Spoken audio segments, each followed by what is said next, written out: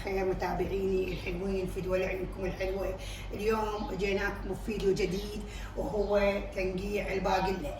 ننقع الباقلة قبل يوم زين ونحطها ونحط ماي يعني 5 6 قلاصات زين ونخليها تستوي زين، وبعدين من تستوي احنا نجي نفلسها الباقلة، وراح اراويكم شلون فلسناها وشلون نقعناها.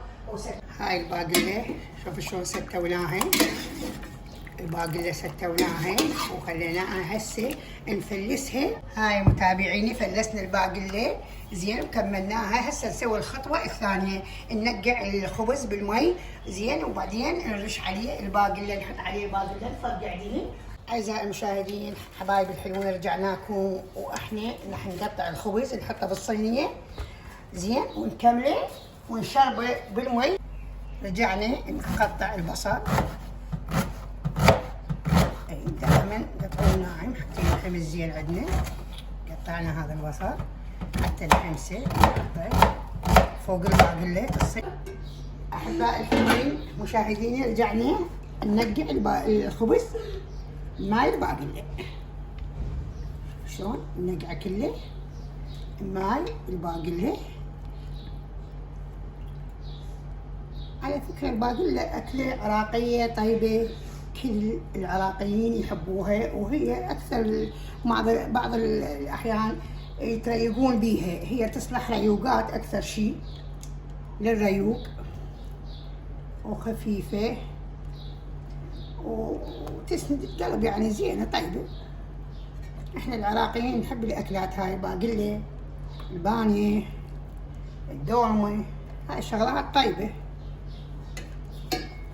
نقعنا مشاهديني احبائي الحلوين متابعيني الحلوين في دول عيونكم، اريدكم تساعدون اللايك وتفعلون الجرس. حطينا الطاوة وراح نقلي البصل نحمسه حمس زين لما تطلع الريحة مالته، على مود تصير النكهة مالته طيبة مالت البصل زين.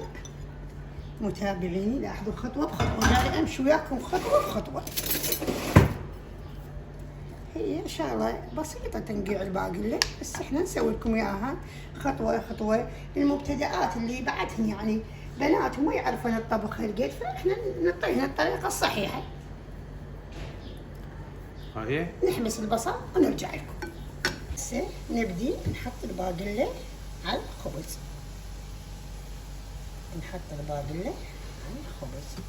هاي كمية كافية عندنا من الباقلة زين. على ما ينحمس البصل نعطيكم الخطوة الأخيرة، نسوي الزراطة. نرجع نسوي الزراطة. قلنا احنا الباقلة ريوق خفيف وزين زين. احنا العراقيين نحب هاي الأكلات الدسمة، لأن احنا متعودين على الأكل الدسم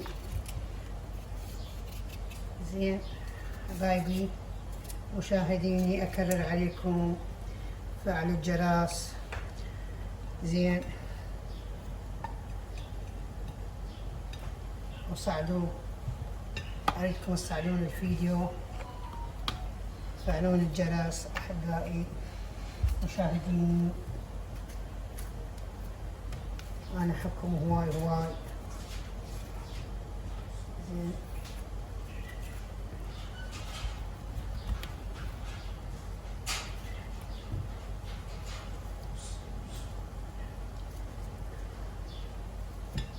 هاي الزلاطة لازم البصل أهم شيء، البصل أهم شيء، البصل والليمون أساسيات ذني ويا الباقلة.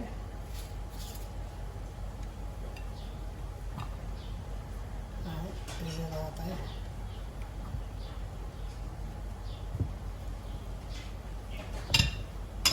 هو الليمون يستعمل.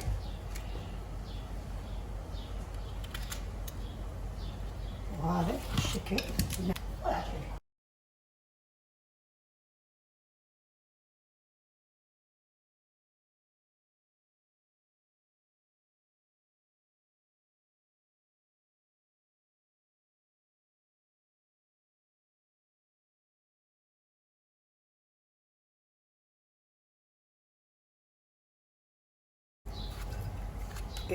هاي المرحلة. بعد المرحلة نخفقه ملح، نحط الملح ونخفق البيض جيد. البصل نحمسه بهالطريقة نريده على مود يتحمص يصير طيب. هسه نحط البصل عليه والدهن بهاي الطريقة. سوينا صينية وطاسة يعني حتى تكفي. نرجع